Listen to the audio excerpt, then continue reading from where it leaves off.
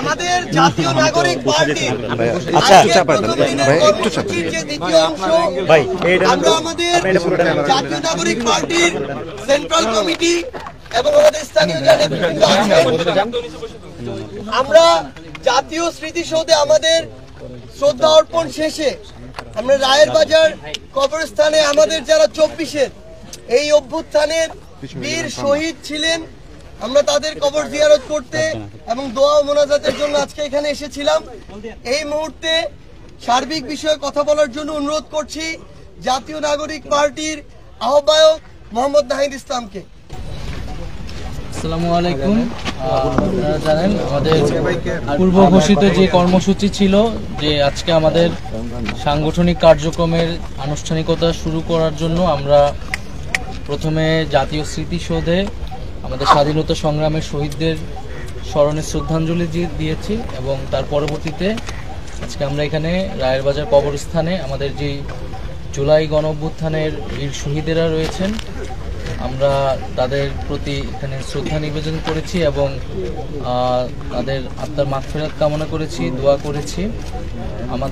আমরা সবাই জানি যে 2024 সালের জুলাই মাসে স্বৈরাচারী ফ্যাসিবাদী সরকারের বিরুদ্ধে যেই গণঅভ্যুত্থান সংগঠিত হয়েছিল, যেখানে অংশগ্রহণ করেছিলেন, জীবন দিয়েছেন বাংলাদেশের শত শত ছাত্র, তরুণ, শ্রমিক সহ নানান শ্রেণী পেশার মানুষ এখানে জীবন দিয়েছেন।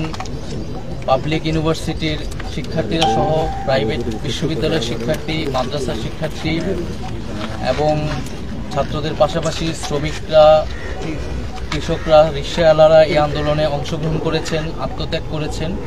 আমরা সেই সকলে জুলাই গণঅভ্যুত্থানে যারা অংশগ্রহণ করেছেন, আত্মত্যাগ করেছেন তাদের প্রতি গভীর শ্রদ্ধা নিবেদন করছি। আজকের এই দিনে আমরা তাদেরকে গভীরভাবে স্মরণ করছি এবং তাদের যে আত্মত্যাগ এবং যে আকাঙ্ক্ষা থেকে এই জুলাই গণঅভ্যুত্থানে আমরা সকলেই অংশগ্রহণ করেছিলাম, সেই আকাঙ্ক্ষাকে যাতে আমরা সঠিকভাবে ধারণ করতে পারি, সেই জায়গা থেকে আমরা আমাদের এনসিপি কার্যক্রম শুরু করছি।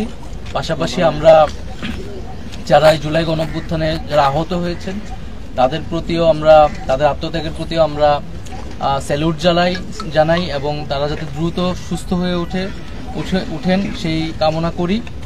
এবং আমরা জুলাই গণঅভ্যুত্থানে সংগঠিত গণহত্যা, যেটা পুরো পৃথিবী এখন সাক্ষী, যে শেখ হাসিনার সরকারের যে ফ্যাসিবাদী দমন পীড়ন যে জুলাই মাসে ছাত্র জনতার উপর নেমে এসেছিল, আমরা অবিলম্বে দ্রুত সময়ের মধ্যে তার বিচার কার্যক্রম দেখতে চাই, দৃশ্যমান আমরা বিচার চাই। এবং এই বিচারের মধ্য দিয়ে আসলে যারা এই আন্দোলনে শহীদ হয়েছেন, আত্মত্যাগ করেছেন, অঙ্গহানি হয়েছেন, তাদের আসলে ন্যায় বিচার পাওয়া সম্ভব। তাদের যে কষ্ট, সেই কষ্ট কিছুটা হলেও কমানো সম্ভব বিচারের মধ্য দিয়ে।